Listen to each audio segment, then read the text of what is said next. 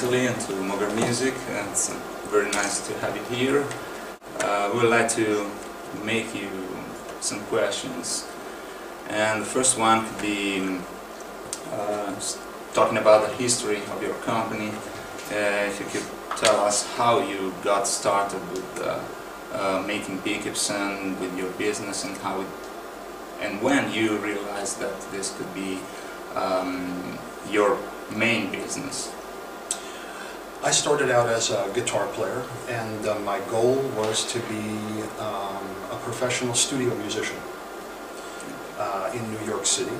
And I began working on repairing guitars in a repair shop. And the pickups were an outgrowth of what I thought would be a good way to improve the new guitars, because the old guitars, the vintage guitars, even at this time, which was about 1969 and 70, were actually a better quality, had a special sound. And so my idea was how to make the guitar more responsive and similar to the old guitar.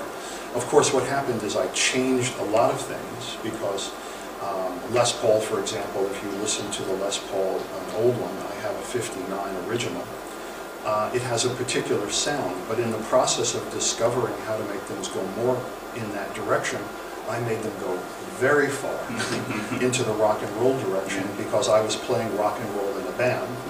And of course, the idea was, I'm in a small club, I have to get the sound of Jimi Hendrix in the studio.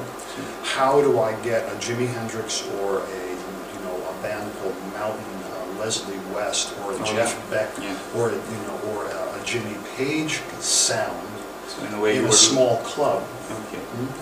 And so the first pickup that I invented was actually for the Stratocaster, and it's still in the product line, called the Fat Strat.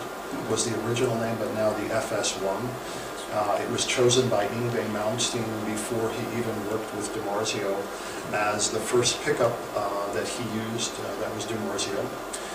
But the company really became built around the super distortion and the invention of the super distortion, which of course is a high output humbucker, again designed, if you have a 30 watt or 50 watt amplifier in a small club, you can get a very strong sound without using the distortion. Who was your first endorser, first artist you helped in finding his tone? I think the very first was Rick Derringer, and I met Rick Derringer because he was on the cover of Guitar Player magazine in 1974-75, and the guitar he was playing was a LeBeau guitar. There was a guitar shop in Greenwich Village in New York that I worked with, and he talked about how much he liked the sound, and so I contacted him and I said, oh, by the way, I made the guitar electronics. And Rick was very, very kind to me. He invites me to his house and he says, I want you to take my original Cherry Sunburst Les Paul and put super distortions in. And I was like, no. It's impossible. No, but he insisted. So of course I take the pickups, the originals out. He's gritting his teeth. I take the pickups out, we put the super distortions in, and I say, Rick, you have to keep the original pickups. He says, no, you keep them. And I say, no, I'm going to put them in a bag in the case, so you always have the pickups. Just in case. Because he wanted to give them to me. I should have taken them. They would be worth about $5,000 each. The second big client was Al Di Meola, who heard of me, and I didn't know who he was, so he comes to the shop and I play, I was pretty good at the time, or at least I thought I was good, and I play. He goes, wow, that sounds really good. So I go, we're going to try this guitar. And he plays it, and I'm like, I got to go home and practice.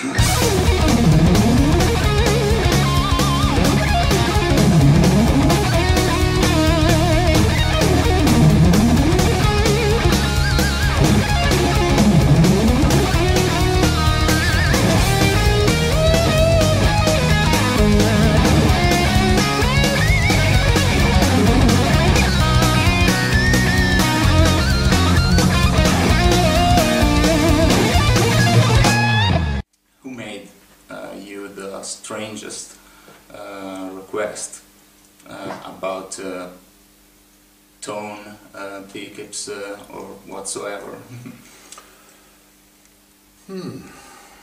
Well, maybe the strangest situation was with Eddie Van Halen. Oh.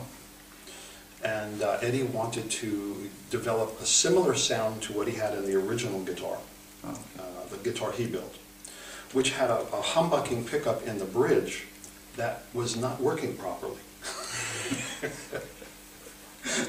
So the request was, well, I like it, and Eddie's very funny because, sometimes Eddie, he gets the amp going, and sometimes he'll let the guitar feedback, and he kind of wants the guitar to do certain things. He wants to hear certain harmonics when the guitar feeds back.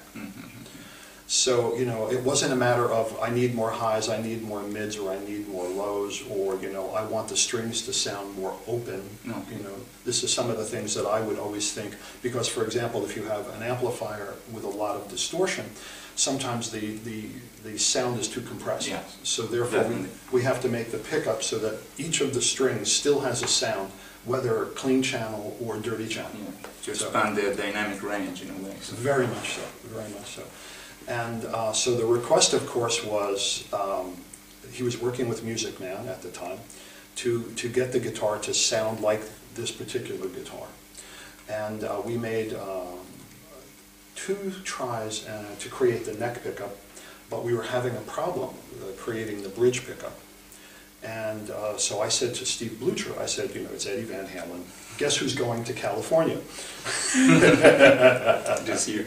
Yeah, you're going to California, So Steve takes out the meter, and I receive a phone call back. Says the pickup's broken.